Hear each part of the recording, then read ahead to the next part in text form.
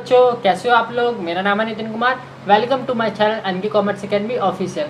बच्चों, आज की जो गुडविल क्लास है ये पार्ट नंबर 4 है। मैं आपके पार्ट 1, पार्ट 2, पार्ट 3 क्लासेस आपके ले चुका हूँ और वो आपके यूट्यूब चैनल पर भी आ चुकी है। आज की क्लास होगी आपके एडजस्टमेंट के बेस पर। जैसे कि मैंने आपको पहले भी लास्ट क्लास में बोला था कि आज की क्लास आपके एडजस्टमेंट के बेस पर होने वाली है। पार्ट 1 में आपको थ्योरी कंसेप्ट कराया था, पार्ट 2 में आपको एवरेज प्रॉफिट मेथड से क्वेश्चन कराए थे और पार्ट 3 मैंने आपको सुपर प्रॉफिट मेथड और कैपिटलाइजेशन मेथड से क्वेश्चन कराए थे। ये तीनों ही पार्ट आपके सिंपल थे। सिंपल चीज़ें मैंने समझाई थी। सिंपल ही मैंने बताया था कि किस तरह हम गुडविल निकालते हैं इन मेथड्स को अप्लाई करके। आज की जो क्लास है ये बहुत इंपॉर्टेंट क्लास है, क्योंकि आज की क्लास में हम सीखेंगे एडजस्टमेंट, प्रॉफिट में किस तरह एडजस्टमेंट अप्लाई होती हैं। ये जो क्लास है ये आपके बीकॉम लेवल के लिए भी इंपॉर्टेंट है, यानी कि बीकॉम में भी ये चीज़ें पूछी जाती हैं। बीकॉम के फर्स्ट ईयर के फाइनेंशियल अकाउंटिंग में ये चीज़ें बहुत इंपॉर्टेंट तरीके से पूछी जाती हैं। तो आज की क्लास इंपॉर्टेंट होने वाली है और आपके 12th क्लास में भी कंसेप्ट बहुत ज़्यादा इंपॉर्टेंट है, क्योंकि 4 मार्क्स का क्वेश्चन यहाँ से पूछ सकता है, क्योंकि लास्ट 2 ईयर से 4 मार्क्स के क्वेश्चन इस चैप्टर से आ रहे हैं एडजस्टमेंट से। तो ये क्लास इसलिए भी आपके लिए इंपॉर्टेंट है। तो आज की क्लास आप स्किप ना करें, पूरी देखना और स्लो देखना। स्लो मतलब बहुत सारे बच्चे ऐसे होते हैं जो स्पीड बढ़ा के देखना है, तो मेरा ये कहना है उनसे कि ये वाली क्लास स्पीड बढ़ा के मत देखना। बहुत सारे कंसेप्ट अच्छे आएंगे, अच्छी तरह समझना और अच्छी तरह क्वेश्चंस में अप्लाई करना। तो चलिए शुरू करते हैं आज की अपनी क्लास और सीखते हैं आज के न्यू कंसेप्ट्स। तो चलिए बच्चों, स्टार्ट करते हैं आज की अपनी क्लास। डेट आज है आपकी 26 जून।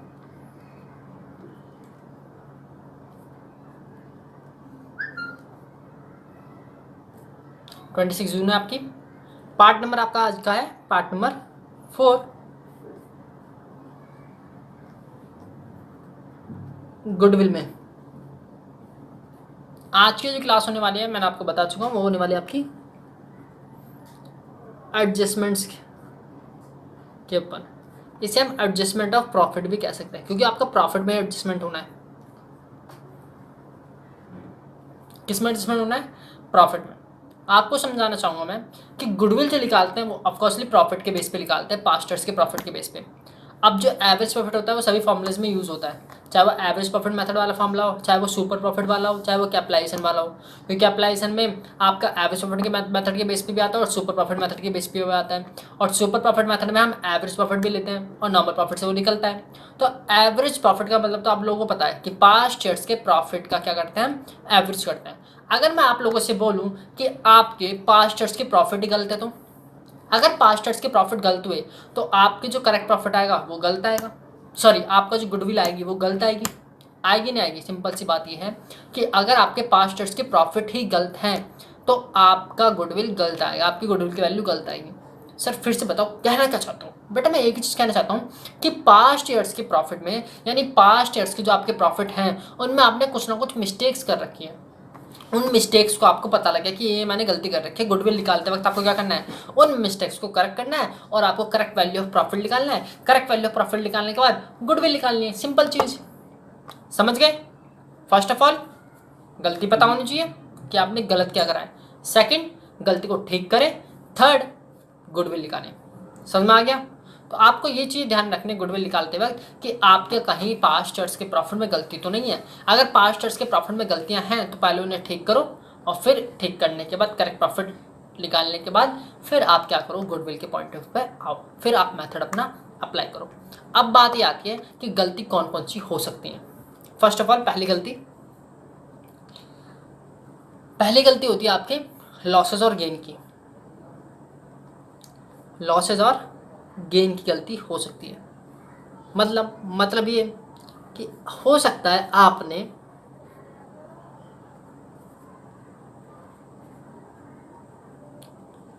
एबनॉर्मल लॉस या एबनॉर्मल गेन ये ट्रीटमेंट पास्ट ईयर्स के प्रॉफिट में कर लो। मतलब पास्ट ईयर में आपका क्या हुआ, एक लॉस हो गया जो एबनॉर्मल था। एबनॉर्मल लॉस वो लॉस होते हैं जो नॉर्मली अकर्ड नहीं होते। एग्जाम्पल के तौर पर समझाऊँ, एक अंडे की कैरेट वाला डेली अंडे की कैरेट एक रास्ते से लेके जाता था। डेली पता था कि अंडे की कैरेट जब भी मैं लेके आता हूँ तो कम से कम 10 अंडे टूटते हैं। उसे ये पता है कि डेली 10 अंडे टूटते हैं। तो ये तो उसका नॉर्मल लॉस हो गया, क्योंकि उसे पता था कि 10 अंडे टूटे। अब एक दिन क्या हुआ, वो अंडे कैरेट लेके आया तो उसका एक्सीडेंट हो गया। एक्सीडेंट में होते हुए उसके पूरी कैरेट, यानी कि जितनी भी अंडे की कैरेट थी वो सारा नुकसान हो गया। नुकसान हो गया। तो क्या वो नुकसान डेली होता है? नहीं होता, वो डेली नुकसान नहीं होता। उसका जो नुकसान हुआ वो एबनॉर्मल लॉस कहलाएगा जिस दिन उसका एक्सीडेंट हुआ। तो इस एबनॉर्मल लॉस की ट्रीटमेंट हमें करनी होती है। अगर ये पास्ट ईयर्स के प्रॉफिट में आप प्रॉफिट में से माइनस कर चुके हो, क्योंकि आपने पास्ट ईयर्स के प्रॉफिट को निकालते वक्त एबनॉर्मल लॉस की ट्रीटमेंट करी होगी और प्रॉफिट में से इस चीज़ को एबनॉर्मल लॉस को माइनस किया होगा, लेकिन आपको गुडविल निकालते वक्त ये माइनस नहीं करना, ये क्या करना है आपको? प्लस करना है। क्यों? क्योंकि ये आपका एबनॉर्मल लॉस है, ये नॉर्मली नहीं होता। गुडविल जो निकालते हैं वो किस पर्पज से निकालते हैं कि मेरे नाम की वजह से मुझे कितना प्रॉफिट हुआ। तो एबनॉर्मल लॉस वो लॉस है जो नॉर्मली अकर्ड नहीं होता, ये कभी कभार होता है। तो ये आपकी गुडविल पे इफेक्ट नहीं डालता, ये आपकी गुडविल पे इफेक्ट नहीं डालता। क्योंकि अगर फॉर एग्जांपल आपकी मैंने बताया था कि मेरी मेडिकल स्टोर शॉप है, मेरी मेडिकल स्टोर में बहुत सारे ग्राहक मेरे से माल लेने आता है, मेरा अच्छा ब्रांड बन गया, अच्छा नाम बन गया। एक दिन मेरी दुकान में सॉकेट की वजह से आग लग गई। आग लगने की वजह से क्या दुकानदार जितने मेरे कस्टमर है वो मेरे से माल लेना बंद कर देंगे? नहीं करेंगे ना, माल लेना बंद तो नहीं करेंगे ना, सिंपल सी बात है। क्योंकि मैं दुकान को ठीक करके फिर से माल बिकूंगा और फिर से वो कस्टमर आएंगे मेरे से माल लेंगे, तो माल लेना तो मेरा बंद नहीं होगा ना, मेरे कस्टमर कहीं और तो जाएंगे नहीं ना। तो एबनॉर्मल लॉस की वजह से आपकी गुडविल पे कोई इफेक्ट नहीं पड़ता। इसलिए एबनॉर्मल लॉस के ट्रीटमेंट को आपको अपोजिट करना पड़ता है जब आप गुडविल निकाल रहे होते हो। एबनॉर्मल लॉस के ट्रीटमेंट क्या करते हैं हम प्रॉफिट में? एबनॉर्मल लॉस के ट्रीटमेंट हम प्रॉफिट में क्या करते हैं? प्रॉफिट में प्लस करते हैं। करेक्ट प्रॉफिट निकालते वक्त आपको क्या करना पड़ेगा? करेक्ट प्रॉफिट निकालते वक्त आपको प्लस करना होगा। जो आपका गलत प्रॉफिट है, यानी पास्ट ईयर्स के प्रॉफिट जो हैं वो आपके जो गलत हैं, उसमें आपको एबनॉर्मल लॉस क्या करना पड़ेगा? ऐड करना पड़ेगा। मैंने आपको रीज़न बता दिया ऐड क्यों करना पड़ेगा, क्योंकि एबनॉर्मल लॉस वो लॉस है जो आपका नॉर्मली अकट होता है और इससे आपकी गुडविल पे कोई इफेक्ट नहीं पड़ता। इससे आपकी गुडविल पे कोई इफेक्ट नहीं पड़ता। ये इंपॉर्टेंट पॉइंट था जो बहुत सारे टीचर नहीं बताते। एबनॉर्मल लॉस से आपके गुडविल पे कोई इफेक्ट नहीं पड़ता। ये चीज़ दिमाग में बांट लो, दिमाग में बिल्कुल लिख लो, रट्टा लगा लो, जो करना है वो करो, पर ये चीज़ ध्यान रखो एबनॉर्मल लॉस की वजह से कभी भी गुडविल पे कोई इफेक्ट नहीं पड़ेगा। समझ गए? Next, abnormal gain. अब भाई एबनॉर्मल गेन का मतलब क्या आता है? एबनॉर्मल गेन का मतलब ये होता है कि आपने जो प्रोडक्शन कर रहे हो उसमें माल कुछ ज़्यादा बन गया। फॉर एग्जाम्पल मैं 100 किलो आटा लेके आया, उससे मुझे 10,000 पूरियाँ बनानी थी। 100 किलो आटा में मेरी 10,000 पूरियाँ बन जाती है, एग्जाम्पल के तौर पर बता रहा हूँ मैं। अब एक दिन क्या हुआ, 100 किलो आटा लाया तो उससे मेरी 11,000 पूरियाँ बन गई। हो सकता है मैंने छोटी छोटी पूरियाँ बनाई हूँ, तो हो सकता है 11,000 पूरियाँ बन गई हूँ। तो ये मेरा क्या होगा? 1,000 मेरा एबनॉर्मल गेन होगा। तो क्या ये नॉर्मली होता है? यानी नॉर्मली मुझे 1,000 पूरियाँ हर बार बनती हैं? नहीं बनती ना। उसी वक्त बनी ना जिस वक्त मैंने नॉर्मल क्या बोलते हैं, एक बाई चांस तरीके से मेरा क्या हो गया, मेरे को एबनॉर्मल गेन हो गया। तो एबनॉर्मल गेन में क्या होता है, आपका गुडविल पे इफेक्ट नहीं डालता है। गुडविल पे इफेक्ट क्या नहीं करता? नहीं डालता। इसलिए अगर आपका एबनॉर्मल गेन आपके पास्ट ईयर्स के प्रॉफिट में हुआ है तो आपको एबनॉर्मल गेन को प्रॉफिट में से क्या करना पड़ेगा? माइनस करना होगा। रीज़न बता रहा हूँ क्यों माइनस करना होगा, क्योंकि एबनॉर्मल गेन वो प्रॉफिट है या वो गेन है जो नॉर्मली नहीं होता, इसलिए ये भी आपके गुडविल पे इफेक्ट नहीं डालता। चाहे नॉर्मली, और जो गुडविल पे इफेक्ट डालती हैं वो चीज़ होती है नॉर्मल प्रॉफिट। अगर नॉर्मल प्रॉफिट कम हो जाए तो गुडविल इफेक्ट पड़ेगा, अगर एबनॉर्मल गेन हो जाए तो गुडविल इफेक्ट नहीं पड़ेगा। गुडविल पे कोई भी इफेक्ट नहीं पड़ता एबनॉर्मल गेन की वजह से और एबनॉर्मल लॉस की वजह से। इसलिए हम एबनॉर्मल लॉस का अपोजिट करते हैं गुडविल निकालते वक्त प्रॉफिट में। एबनॉर्मल लॉस ज़्यादातर लोग माइनस करते हैं, लेकिन गुडविल निकालते वक्त हम इसे प्रॉफिट में क्या करते हैं? प्लस करते हैं। ऐसे ही एबनॉर्मल गेन की ट्रीटमेंट होगी। एबनॉर्मल गेन को हम प्लस करते हैं अगर हम नॉर्मल बिजनेस कर रहे हो तो, लेकिन अगर आप गुडविल निकाल ले अपनी, तो गुडविल निकालते वक्त आप अपन एबनॉर्मल गेन को क्या करोगे? माइनस करोगे। एबनॉर्मल गेन को आप क्या करोगे? माइनस करोगे। ये चीज़ ध्यान रखना। लॉसेस और गेन की ट्रीटमेंट आपकी हो चुकी है।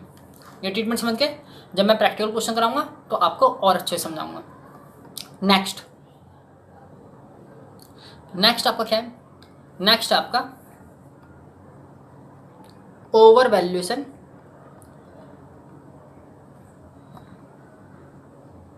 ओवर वैल्यूएशन अगर ओवर वैल्यू हो जाती है किस चीज़ की? ओवर वैल्यूएशन ऑफ स्टॉक की आपने ज़्यादा वैल्यू दिखाई। अब बात ये होता है स्टॉक कौन सा? स्टॉक तो दो प्रकार के होते हैं।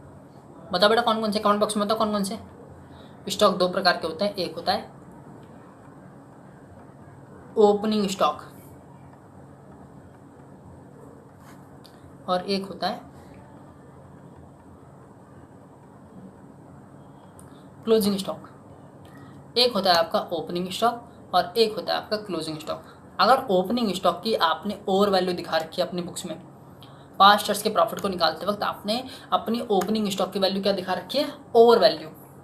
अगर आप ओपनिंग स्टॉक को ओवर वैल्यू दिखाते हो तो इसका आपके प्रॉफिट पे क्या इफेक्ट पड़ता है, आपको ये बताना बहुत इंपॉर्टेंट है कि प्रॉफिट पे क्या इफेक्ट पड़ता है। तो समझो, एक रफ पेपर में मैं लेता हूँ, रफ पेपर आपको समझाने की कोशिश करता हूँ। आप लोगों ने 11th क्लास में एक ट्रेडिंग अकाउंट बना रखा है। सबको पता है ट्रेडिंग अकाउंट कैसे बनाते हैं। यहाँ ओपनिंग स्टॉक आता था, यहाँ सेल्स आता था और यहाँ क्लोजिंग स्टॉक आता था, और यहाँ टू परचेज और बाकी एक्सपेंस आते थे। टू परचेज और बाकी एक्सपेंसेस आते थे ना, हाँ जी आते थे। और फिर यहाँ पर टू आपका ग्रॉस प्रॉफिट निकलता था। यही था ट्रेडिंग अकाउंट, कोई दिक्कत वाली बात नहीं है। ये आपकी डेबिट साइड होती थी और ये आपकी क्रेडिट साइड होती थी। अब मैं आपको समझा दूँ, ये चीज़ जो होती थी ना, ये होते थे आपके एक्सपेंसेस और ये होती थी आपकी इनकम जनरेटिंग सोर्सेज, यानी वो सोर्सेज जिससे इनकम जनरेट होगी। क्लोजिंग स्टॉक अगर बच रहा है आपका तो नेक्स्ट डे आप क्लोजिंग स्टॉक को बेचोगे ना, जिससे इनकम जनरेट होगी। सेल से आपकी इनकम हो रही है, तब जाकर आपका क्या आता था, जीपी आता था।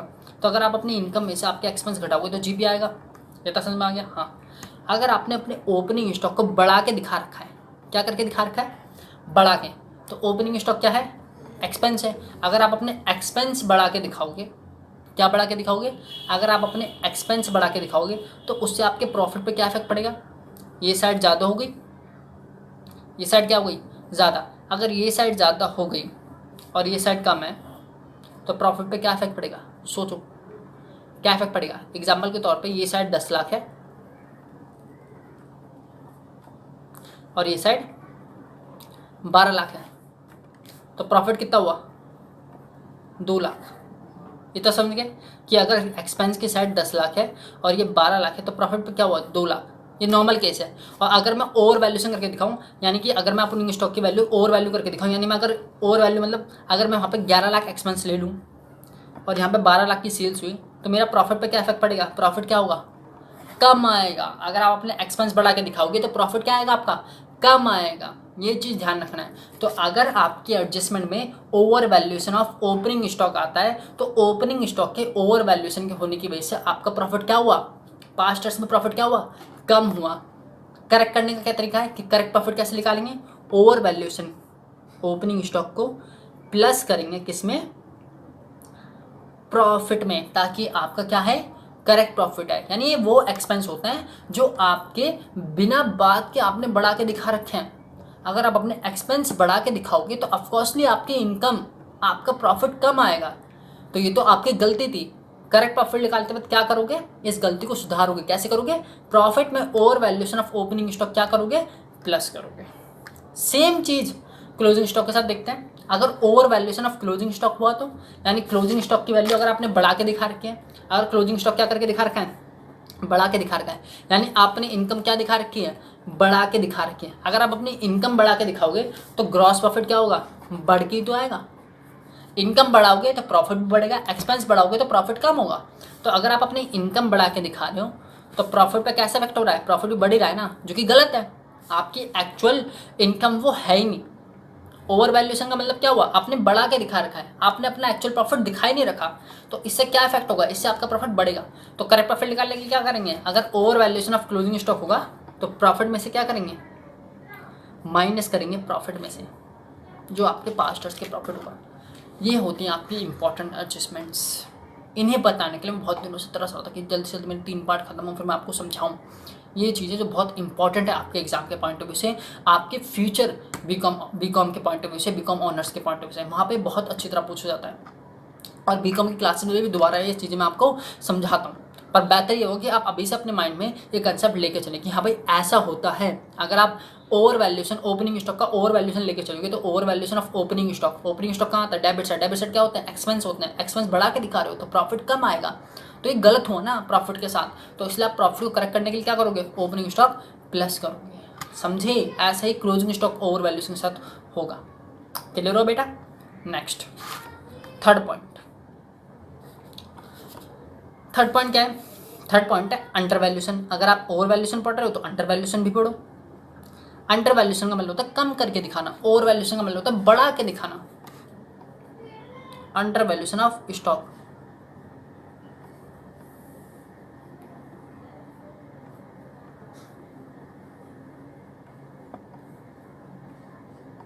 Under valuation of stock.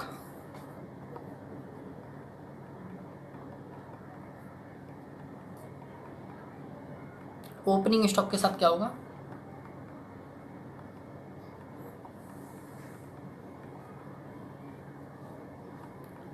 और क्लोजिंग स्टॉक के साथ क्या होगा? अंडर वैल्यूशन मतलब क्या होता है? कम करके दिखाना। फिर से समझो। अब आपने क्या करा, अपने ओपनिंग स्टॉक की वैल्यू जो है उससे कम करके दिखाई, यानी आपके एक्सपेंस जो नॉर्मली थे वो आपने क्या करा, कम करके दिखाया। फॉर एग्जांपल मेरा ओपनिंग स्टॉक के साथ जो एक्सपेंसेस थे, यानी ओपनिंग स्टॉक मेरा 10 लाख था, 10 लाख था, लेकिन मैंने एक्चुअली कितना दिखाया? एक्चुअली मैंने 9 लाख दिखाया, तो इसे कहेंगे हम अंडर वैल्यूशन। था 10 लाख, दिखाया कितना? 9 लाख। प्रॉफिट पे क्या इफेक्ट होगा? प्रॉफिट बढ़ेगा, क्योंकि अब आप क्या कर रहे हो, एक्सपेंस को कम करके दिखा रहे हो। और प्रॉफिट क्या कर रहे हो आप, ऑटोमेटिकली आपका प्रॉफिट बढ़ेगा। अगर आप एक्सपेंस कम करके दिखाओगे तो प्रॉफिट बढ़ेगा। प्रॉफिट क्या होगा? गलत होगा। क्यों? क्योंकि जितने एक्सपेंस थे आपने उतने नहीं दिखाए, जिसकी वजह से प्रॉफिट क्या आया आपका? गलत आया। प्रॉफिट क्या है बेटा? गलत आया। तो क्या इफेक्ट पड़ेगा प्रॉफिट पे? नेगेटिव इफेक्ट पड़ेगा अगर आप करेक्ट करोगे तो क्या होगी इसकी ट्रीटमेंट? प्रॉफिट में से क्या करेंगे? माइनस करेंगे। अगर आपको क्या निकालना है? करेक्ट प्रॉफिट निकालना है गुडविल के लिए, गुडविल निकालने के लिए। Next same closing stock of under valuation of closing stock. अगर आप under valuation of closing stock यानी क्लोजिंग स्टॉक आप क्या करा? इनकम साइड है, इनकम क्या करी आपने? एक्चुअल इनकम जो थी उससे कम करके दिखाई। एक्चुअली मैंने जो कमाया था 12 लाख, दिखाया कितना? 1 लाख। अगर आप अपनी इनकम कम करके दिखाओगे तो प्रॉफिट भी क्या आएगा आपका? कम आएगा ना। प्रॉफिट भी क्या आएगा? कम आएगा। तो आपका जो एक्चुअल प्रॉफिट था वो आपने दिखाया ही नहीं, तो आप क्या करोगे? इनकम को दिखाओगे। तो इसलिए इसे क्या करेंगे? प्रॉफिट में प्लस करेंगे। बहुत सारे ऐसे स्टूडेंट्स होते हैं मेरे जो ना ये चीज़ जो मैं कंसेप्ट बता रहा हूँ इसे याद नहीं रखते, वो इन चीज़ों का रट्टा लगा लेते हैं कि एबनॉर्मल लॉस होगा तो प्लस करेंगे, एबनॉर्मल गेन होगा तो माइनस करेंगे, क्लोजिंग ओवर वैल्यूशन ये होगा अंडर। चीज़ों को समझो कि इफेक्ट क्या पड़ेगा। अगर आपको इफेक्ट पता लगाने आ गया ना तो भाई कोई भी कंसेप्ट आ जाए आप इजीली अंडरस्टैंड करके उसे सॉल्व कर लोगे। इफेक्ट को समझो कि इफेक्ट प्रॉफिट पे क्या पड़ रहा है। इंपॉर्टेंट चीज़ ये है, ये मत देखो कि क्या हो रहा है, ये देखो इफेक्ट क्या पड़ रहा है। ये हो रहा है, प्रॉफिट में से माइनस करना है। अगर आपको करेक्ट प्रॉफिट निकालना है तो प्रॉफिट में प्लस करना है।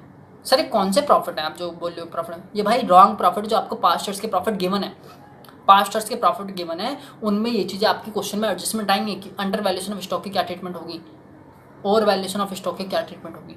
तो ये थे 3 एडजस्टमेंट, चौथी भी आ रही है, रुको। फोर्थ, चौथे एडजस्टमेंट यहाँ तक आपको बिल्कुल क्लियर मैंने समझा चुका हूँ। लॉसेस के केसेस भी और over valuation of stock, under valuation of stock भी मैं आपको क्या कर चुका हूँ, समझा चुका हूँ। अब हम क्या समझेंगे? अब हम समझेंगे वो expenses. For example capital expenditure को अगर आप रिवेन्यू एक्सपेंडिचर ट्रीट करते हो या रिवेन्यू एक्सपेंडिचर को कैपिटल एक्सपेंडिचर ट्रीट करते हो, तो ये डिपेंड होता है कि आपने क्या ट्रीट करा है, आपने क्या ये ट्रीट करा है। अगर आप कैपिटल एक्सपेंडिचर को as a revenue expenditure treat करते हो तो कैपिटल एक्सपेंडिचर की जो ट्रीटमेंट होती है वो आपकी कभी भी प्रॉफिट पे इफेक्ट नहीं डालती, कभी भी किस पे इफेक्ट नहीं डालती? प्रॉफिट पे इफेक्ट नहीं डालती। लेकिन रिवेन्यू एक्सपेंडिचर के जो एक्सपेंस होते हैं वो प्रॉफिट पे इफेक्ट डालते हैं। आपने कैपिटल एक्सपेंडिचर क्या ट्रीट कर लिया? Revenue expenditure. यानी कैपिटल एक्सपेंडिचर वो एक्सपेंस होते हैं जो प्रॉफिट पे कोई इफेक्ट नहीं डालते, प्रॉफिट पे कोई इफेक्ट नहीं डालते, लेकिन उन्हें क्या मान लिया आपने? रिवेन्यू एक्सपेंडिचर मान लिया, तो उसका इफेक्ट आपने प्रॉफिट पे दिखा दिया। यानी जब आप प्रॉफिट निकाल रहे होगे तो आपने रिवेन्यू एक्सपेंडिचर समझ के उसे क्या करते होगा, अपने प्रॉफिट में से माइनस कर दिया होगा। क्या माइनस होना चाहिए था? नहीं होना चाहिए था, क्योंकि कैपिटल एक्सपेंडिचर इफेक्ट ही नहीं डालते प्रॉफिट पर। समझो, capital expenditure treated as revenue expenditure. अगर ऐसी कोई एडजस्टमेंट आती है तो उसका प्रॉफिट पे क्या इफेक्ट होगा? वो प्रॉफिट में एक्सपेंसेस क्या होंगे? प्लस होंगे। क्यों होंगे प्लस? समझा रहा हूँ।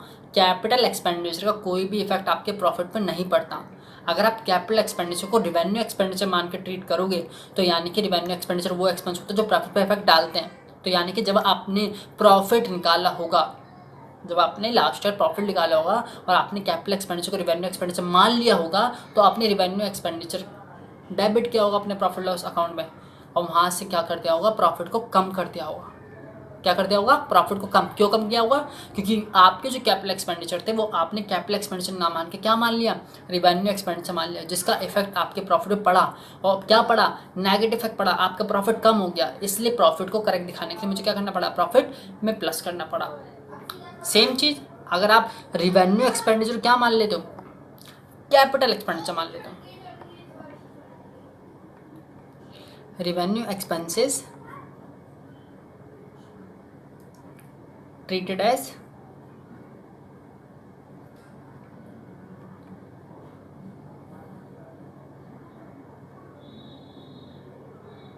Capital expenses.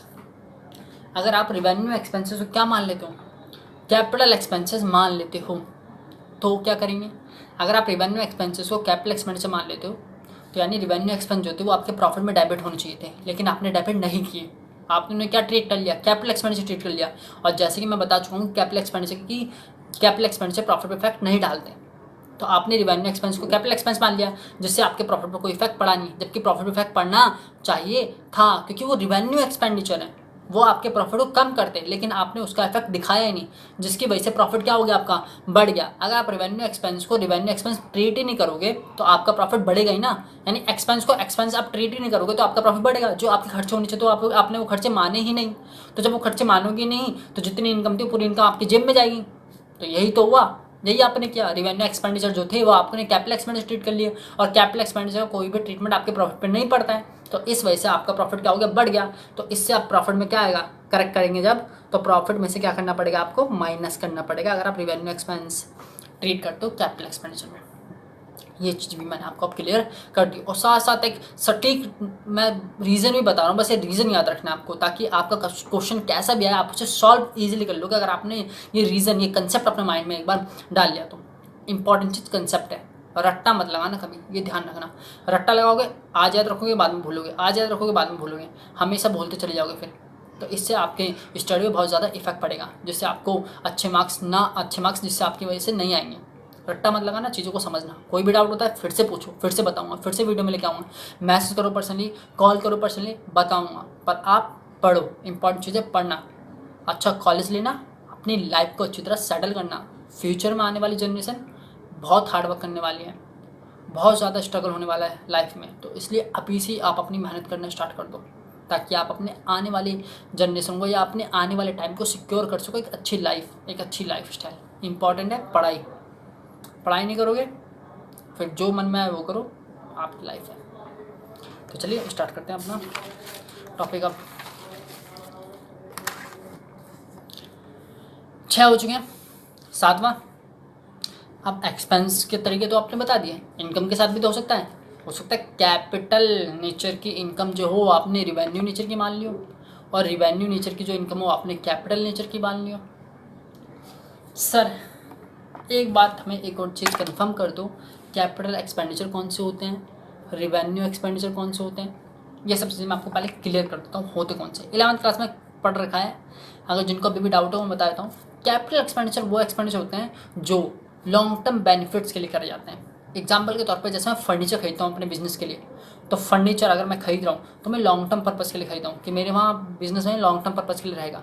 मेरी फर्नीचर की दुकान नहीं है, मेरी दुकान है ट्यूशन टीचर हूँ मैं, मेरा क्लासेस है। अगर मैं वहाँ पे चेयर खरीद रहा हूँ तो बच्चों के बैठने के लिए, अब मैं इस पर्पज़ से तो नहीं खरीद रहा कि भाई चेयर खरीदी और फिर बाद में बेच दूँ, ऐसा तो नहीं खरीद रहा ना। तो जो आप चेयर खरीद रहे हो वो आप अपनी लॉन्ग टर्म बेनिफिट के लिए खरीद रहे हो, लॉन्ग टर्म पर्पज़ के लिए खरीद रहे हो। तो जो भी चीज़ अपने लॉन्ग टर्म पर्पज़ के लिए खरीदते हो वो आपके कैपिटल एक्सपेंडिचर होते हैं। और रिवेन्यू एक्सपेंडिचर कौन से होते हैं, जो एक्सपेंडिचर 1 साल के अंदर अंदर आपके कंज्यूम्ड हो जाते हैं, यानी खत्म हो जाते हैं। एग्जाम्पल के तौर पर फॉर एग्जाम्पल मैं डस्टर खरीदता हूँ, मैं मार्कर खरीदता हूँ, ये सब आपके रिवेन्यू एक्सपेंडिचर कैटेगरी में आते हैं। क्यों, क्योंकि ये आपके 1 साल के अंदर अंदर क्या होते हैं, खत्म हो जाते हैं। आंसर शीट लेके आता हूँ बच्चों के लिए, टेस्ट पेपर लेके आता हूँ बच्चों के लिए, जो 1 साल के अंदर चीज़ें आपकी खत्म हो जाती हैं वो सब क्या होते हैं, रिवेन्यू एक्सपेंडिचर होते हैं। क्लियर हो गया बच्चों। अब ऐसी कैपिटल नेचर की इनकम कौन सी होती है और रिवेन्यू नेचर की इनकम कौन सी होती है? रिवेन्यू नेचर की इनकम वो होती है जो एक साल के दौरान आपकी जनरेट होती है, और कैपिटल नेचर की इनकम वो होती है जो लॉन्ग टर्म चीज़ें सोल्ड करने। फॉर एग्जांपल मैंने आपको बताया था कि मैंने फर्नीचर खरीदा था लॉन्ग टर्म पर्पज़ के लिए। जब मैं वो फर्नीचर बेचूंगा, जब उसकी लाइफ ख़त्म हो जाएगी, यानी जितने भी साल मैंने उसे यूज़ किया, उसे यूज़ करने का जितने में मैं बेचूंगा, उससे जो भी प्रॉफिट होगा वो आपकी कैपिटल नेचर की इनकम होगी। और रेवेन्यू नेचर की इनकम कौन सी होगी? अगर मेरा कोचिंग सेंटर है तो डेली बेस पे जो मैं काम कर रहा हूँ उससे जितनी भी इनकम मैं कमा रहा हूँ, वो फॉर एग्जांपल बच्चों से फीस लेना, वो मेरी रेवेन्यू नेचर की इनकम है, वो मेरी कैपिटल नेचर की इनकम नहीं है। कैपिटल नेचर की इनकम वो होती है जो आप लॉन्ग टर्म एसेट को बेच कर जितनी इनकम जनरेट करते हो, वो आपकी कैपिटल नेचर की इनकम होती है। तो सिंपल सा एक चीज़ क्लियर हो गई, capital expenditure long term benefit के लिए जो आप खरीदते हो वो capital expenditure, long term benefit के जो एसेट आपने खरीदी जब आप उसे बेचोगे उससे जो इनकम आएगी वही आपकी कैपिटल इनकम मानी जाएगी। सेकंड चीज़, रिवेन्यू एक्सपेंडिचर कौन सा होता है? जो एक साल के दौरान आपके जितने भी खर्चे होते हैं वो एक साल में खत्म हो जाते हैं, तो वो आपके रिवेन्यू एक्सपेंडिचर होते हैं। और एक साल के दौरान आप जितनी भी इनकम जनरेट करते हो अपनी सर्विसेज से, अपने गुड्स से, जो भी गुड्स बेच रहे हो, जो भी सर्विस दे रहे हो, उससे जो भी इनकम आप जनरेट कर रहे हो वो आपकी रिवेन्यू नेचर की इनकम होती है। क्लियर हो गया? सर एक और चीज़ क्लियर कर दूँ, बोलो बेटा। एबनॉर्मल लॉस और एबनॉर्मल गेन क्या होता है? एबनॉर्मल लॉस मैंने आपको बताया, एबनॉर्मल लॉस वो लॉस होते हैं जो आपके नॉर्मली नहीं होते। एग्जाम्पल के तौर पे loss on sale of machinery, आपने मशीन बेची, एक मशीन यूज़ कर रहे थे आप अपने ऑफिस में, वो मशीन ख़राब हो गई, आपने वो बेच दी, बेचने पर आपको बहुत कम पैसे मिले, तो उससे जो लॉस हुआ वो loss on sale of machinery आपका क्या कहलाएगा? एबनॉर्मल लॉस कहलाएगा, क्योंकि वो कभी कभी होता है, हर बार नहीं होता। एबनॉर्मल गेन क्या कहलाएगा? एबनॉर्मल गेन कहलाएगा आपने वो मशीन बेची, आप सोच रहे हो 10,000 में बिकेगी लेकिन वो 12,000 में बिक गई, तो आपको 2,000 का गेन हो गया, तो ये आपका क्या कहलाएगा? Abnormal gain. आप मशीन डेली बेसिस पर नहीं बेचते, तो जो चीज़ें डेली बेस पे नहीं बेचते, अगर वो बेचने पे आपको कोई फ़ायदा होता है तो उसे एबनॉर्मल गेन कहते हैं। और अगर कोई आप एसेट बेचते हो लॉन्ग टर्म पर्पस वाली, उससे जो भी इनकम जनरेट करे वो तो कैपिटल इनकम हो गई, लेकिन उसमें जो आपको लॉस या गेन हुआ वो आपका क्या कहलाएगा? एबनॉर्मल लॉस या एबनॉर्मल गेन कहलाएगा। ये चीज़ आपको याद रखनी है, ये मैंने आपको पूरी तरह क्लियर कर दिया है। नेक्स्ट आपका 7वां, अरे मैंने काट के दिया था, अच्छा आपको समझाने के लिए। 7वां है कैपिटल इनकम। अगर आप क्या ट्रीट करते हो? Treated as revenue income. Capital nature की इनकम अगर आप रेवेन्यू नेचर की इनकम की तरह ट्रीट करते हो तो क्या इफेक्ट होगा? एबनॉर्मल इनकम को नॉर्मल इनकम की तरह ट्रीट करो, ये समझो। एबनॉर्मल इनकम को अगर आप नॉर्मल इनकम की तरह ट्रीट कर लोगे तो क्या होगा? नॉर्मल इनकम मतलब जो आपकी डेली बेसिस की इनकम आ रही है, तो आपने क्या करा? Abnormal income. एबनॉर्मल इनकम आपकी गुडविल पे कोई इफेक्ट नहीं डालती, जैसे आपके कैपिटल एक्सपेंडिचर आपकी गुडविल पे कोई इफेक्ट नहीं डालते हैं, ऐसे ही एबनॉर्मल इनकम भी आपकी गुडविल पे कोई इफेक्ट नहीं डालती। लेकिन आपने क्या करा? एबनॉर्मल इनकम को रेवेन्यू इनकम मान लिया, नॉर्मल इनकम मान लिया। नॉर्मल इनकम तो आपकी गुडविल पे डालती है, यानी नॉर्मल प्रॉफिट जो होगा वो आपकी गुडविल पे इफेक्ट डालेगा, तो इससे आपका प्रॉफिट बढ़ गया। प्रॉफिट बढ़ गया तो आपका गलत प्रॉफिट हो गया, क्योंकि ये आपकी नॉर्मल इनकम थी नहीं, थी नहीं थी। एबनॉर्मल इनकम या कैपिटल इनकम आपकी नॉर्मल इनकम नहीं थी, लेकिन आपने ट्रीट क्या करा? नॉर्मल इनकम की तरह ट्रीट करा, जिससे आपका प्रॉफिट बढ़ गया। प्रॉफिट बढ़ गया तो आपकी गुडविल क्या आ सकती है? आपका जो प्रॉफिट होगा वो क्या होगा? गलत होगा। ठीक कैसे करेंगे? प्रॉफिट में से माइनस करेंगे। क्लियर हो गया? 8वां पॉइंट, अगर आप अपनी रिवेन्यू इनकम को क्या ट्रीट करते हो? Capital income. अब जो इनकम रिवेन्यू नेचर की थी आप उसे क्या ट्रीट कर रहे हो? कैपिटल इनकम ट्रीट कर रहे हो। क्यों भाई?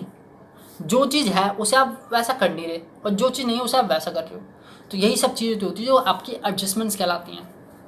इसका क्या होगा? सभी लोग जानते हैं, प्रॉफिट कम हो गया। क्यों? क्योंकि आपकी जो रिवेन्यू इनकम थी वो आपने रिवेन्यू इनकम मानी नहीं, यानी जो आपका प्रॉफिट था आपने प्रॉफिट माना ही नहीं। जब प्रॉफिट नहीं माना तो क्या हो गया? प्रॉफिट पे कमी हो गई, कम आ गया, तो करेक्ट करने के लिए क्या करना पड़ेगा? प्रॉफिट में प्लस करना पड़ेगा करेक्ट प्रॉफिट निकालने के लिए।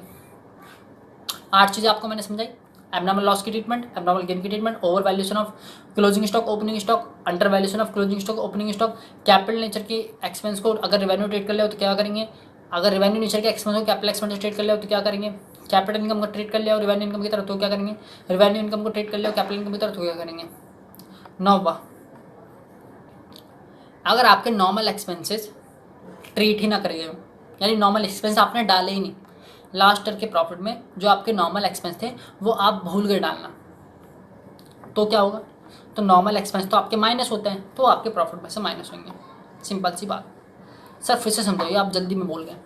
एक नॉर्मल एक्सपेंस था, जो नॉर्मल एक्सपेंस कौन से होते हैं, जो एक साल के दौरान आपके खर्चे, नॉर्मल एक्सपेंस को आप क्या कह सकते हो, रिवेन्यू एक्सपेंस भी कहते हो। तो रिवेन्यू एक्सपेंस जो थे और या नॉर्मल एक्सपेंस जो थे वो आपके लास्ट ईयर थे। आप जब अपना प्रॉफिट लॉस अकाउंट बनाए तो सारे एक्सपेंस ले रहे थे, लेकिन वो एक्सपेंस लेना भूल गए। For example salary to staff दी थी, लेकिन अकाउंट बनाते वक्त आप वो डालना भूल गए। तो जब आप गुडविल निकालना है तो आप हमने जब पास्ट ईयर्स के प्रॉफिट निकाले तो आप पता लगा कि ये जो एक्सपेंस था ये नॉर्मल था और इसे मैं प्रॉफिट निकालते वक्त डालना भूल गया। तो इससे आपका प्रॉफिट क्या हुआ, गलत प्रॉफिट हुआ। वो नॉर्मल एक्सपेंस क्या हुआ, माइनस होना था। तो अब भी क्या करेंगे उसे, माइनस। तो नॉर्मल एक्सपेंस की ट्रीटमेंट क्या होगी। सर पता कैसे लगेगा नॉर्मल एक्सपेंस है अब नॉर्मल एक्सपेंस है, क्वेश्चन में दिया होगा। नॉर्मल एक्सपेंस कैसे पता लगता है, जो आपके एक साल के अंदर रिवेन्यू एक्सपेंस जो आपके एक साल के अंदर खत्म हो जाती चीज़ें वो नॉर्मल एक्सपेंस होते हैं। और एबनॉर्मल एक्सपेंस कौन से होते हैं, जो कभी कभी होते हैं। तो एग्जाम्पल मैंने बताए थे, loss and sale of assets, loss on sale of fix assets, ये सब आपके क्या होता है, एबनॉर्मल लॉस होते हैं। और नॉर्मल एक्सपेंस क्या होता है, रेंट देना, सैलरी स्टाफ देना, एडवर्टाइजमेंट एक्सपेंस, ये आपके नॉर्मल एक्सपेंस है जो एक साल के दौरान आपके होते हैं। तो नॉर्मल एक्सपेंस का क्या इफेक्ट पड़ता है प्रॉफिट पे, वो आपको प्रॉफिट में क्या करना होता है, माइनस। 10वां, ऐसे क्या होगा, ऐसे ही आपकी नॉर्मल इनकम भी होगी। यानी 10 ग्राहक को आपने माल बेचा और 10 से 10 का पैसा आ गया। 10 लोगों को, 10 ग्राहकों को मैंने माल बेचा, 10 से 10 का पैसा आ गया, लेकिन मैंने जब रिकॉर्ड करा तो मैंने 9 लोगों का रिकॉर्ड करा, एक का रिकॉर्ड करना भूल गया। नॉर्मल इनकम थी, 10 के 10 ग्राहकों को बेचा, नॉर्मल इनकम थी, लेकिन वो आपने 9 ग्राहक के ले ली, एक ग्राहक के आपने नॉर्मल इनकम लेना भूल गए। तो जब आपने पास्ट ईयर्स के प्रॉफिट देखा तो आप पता लगा कि ये चीज़ गलती हुई थी, तो आपका प्रॉफिट कम आ गया। इनकम थी तो इसलिए प्रॉफिट क्या होगा आपका, बढ़ेगा। रटना मत, चीज़ों को समझना, ये आपको बार बता रहा हूँ, कंसेप्ट इज इम्पॉर्टेंट, ध्यान रखना। ये चीज़ें थी जो आपकी एडजस्टमेंट में बार बार आपसे पूछता है, तो ये चीज़ें आपको ध्यान रखनी है, ये चीज़ें आपकी एडजस्टमेंट है। बस यही आपकी एडजस्टमेंट थी जो आपकी पूरी मैंने कवर करी है। इनके प्रैक्टिकल क्वेश्चन करेंगे और समझेंगे इन एडजस्टमेंट के बेस पर आप किस तरह अपने क्वेश्चंस को करते हो। तो फिर से रिव्यू कर लेते हैं एडजस्टमेंट्स को। क्या क्या एडजस्टमेंट पढ़ी हमने, पहले हमने लॉसेस और गेन की पढ़ी। एबनॉर्मल लॉस की ट्रीटमेंट क्या होती है, प्रॉफिट में प्लस होता है। एबनॉर्मल गेन की ट्रीटमेंट क्या होती है, प्रॉफिट में माइनस होती है, क्योंकि एबनॉर्मल लॉस और एबनॉर्मल गेन दोनों ही गुडविल पे कोई इफेक्ट नहीं डालते, इसलिए प्रॉफिट पे कोई इफेक्ट नहीं डालते, इसलिए प्रॉफिट में इनके एडजस्टमेंट करते हैं। Over valuation of stock, opening stock, closing stock की मैं ट्रीटमेंट बता दी, अंडर वैल्यूएशन बता दिया। Capital expenditure treat as revenue expense किस तरह करते हैं, रिवेन्यू एक्सपेंस को कैपिटल एक्सपेंस ट्रीट करते हैं तो किस तरह ट्रीटमेंट होगी, आपके प्रॉफिट पे क्या इफेक्ट पड़ेगा। ऐसे ही आपका मैंने इनकम के केस में बताया, capital income treated as revenue income, capital income को रिवेन्यू इनकम की तरह ट्रीट कर लेंगे तो क्या होगा, रिवेन्यू इनकम को कैपिटल इनकम की तरह ट्रीट कर लेंगे तो क्या होगा। नॉर्मल एक्सपेंस अगर आपके हुए थे और वो आपने आप रिकॉर्ड करना भूल गए थे लास्ट ईयर के प्रॉफिट्स में, तो उसका इफेक्ट क्या पड़ेगा। नॉर्मल इनकम थी जो रिकॉर्ड करना भूल गए तो क्या होगा। तो ये सब चीज़ें मैंने आपकी पूरी कवर कर दी हैं, ये चीज़ आपको ध्यान रखनी है। क्लियर है। तो अब हम इसके कुछ प्रैक्टिकल क्वेश्चंस करेंगे और आपको समझाएंगे किस तरह